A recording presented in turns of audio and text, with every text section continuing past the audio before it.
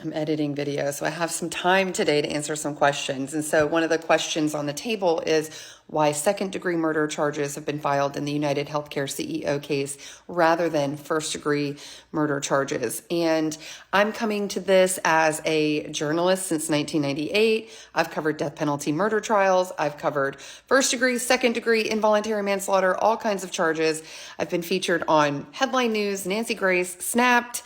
So I have some experience from the behind the scenes part, but I'm not a lawyer, and there are a lot of interpretations and opinions out there. Okay, so these charges are on the state level. Every state is different. So if you've experienced something different, it could be because the laws are different state to state.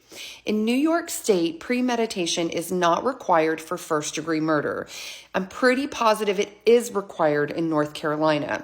And premeditation in North Carolina can be as short as, that's it, I'm going to I'm going to get out of this chair, go get a thing, I'm going to get through the door, and I'm going to get you. That 5-minute window can be deemed premeditation.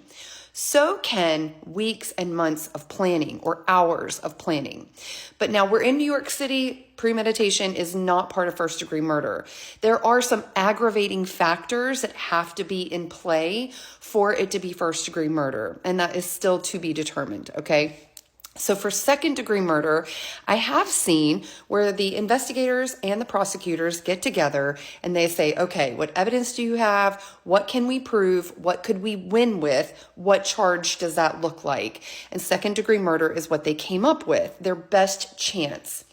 But I've also seen situations where second-degree murder was used as a bargaining chip with the suspect. They said, look, you were responsible for this person's death, but we know you're not the mastermind. We know that there weren't these other aggravating factors involving you. Potentially, the person who was, maybe they weren't intended.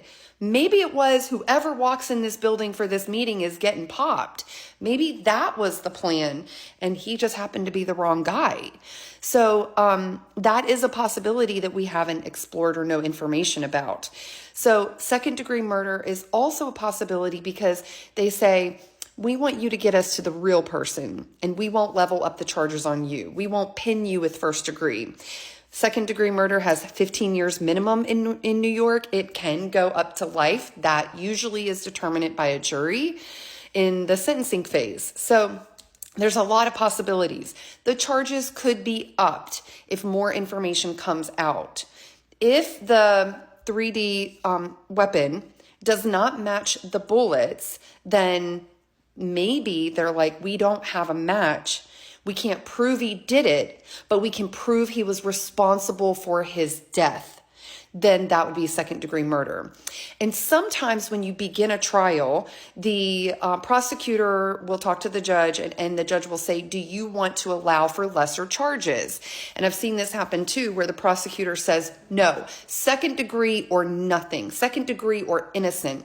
And sometimes they'll say, sure, the jury can consider second degree, voluntary manslaughter, or involuntary manslaughter. And sometimes they don't want to offer those up because the jury says, we can't really go with that, but we got to get them for something. So let's just go with the minimum, involuntary. And sometimes, the prosecutor says, we don't care. We just want to get something on the books on this person. So I hope that helps. And I'm definitely interested in hearing other people's perspectives because the law is always open to interpretation and it does vary state to state.